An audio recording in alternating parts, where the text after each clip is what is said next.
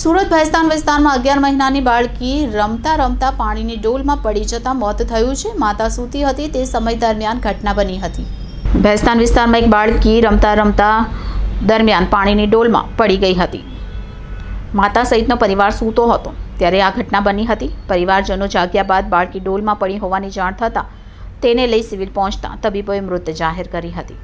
મૂળ બિહારના અરવલ્લી જિલ્લાના વતની અને હાલ ભેસ્તાન વિસ્તારમાં આવેલા આવાસમાં રહેતા ધર્મેન્દ્ર શાહુ સંચય ખાતામાં કામ કરી પત્ની અને એક પુત્ર તથા એક પુત્રી સહિતના પરિવારનું ગુજરાન ચલાવે છે. દરમિયાન ધર્મેન્દ્ર મંગળવારે સવારે કારખાને કામ પર ગયો હતો, જ્યારે ધર્મેન્દ્રની પત્ની 2 સંતાન સાથે મંગળવારે બપોરે સૂતી હતી. દરમિયાન 2 સંતાન પૈકી 11 મહિનાની દિવ્યા રમતી હતી ત્યારે રમતમાં ઘરમાં રહેલી પાણીની ડોલમાં કંઈક રીતે પડી ગઈ હતી.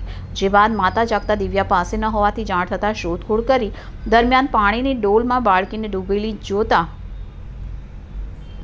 તાત્કાલિક બહાર કાઢી 108 એમ્બ્યુલન્સ મારફતે સારવાર માટે સિવિલ હોસ્પિટલ લઈ ગયા હતા, જ્યાં ફરજ પરના તબીબે દિવ્યાને મૃત જાહેર કરી હતી. સમગ્ર મામલે પોલીસ તપાસ કરી રહી છે.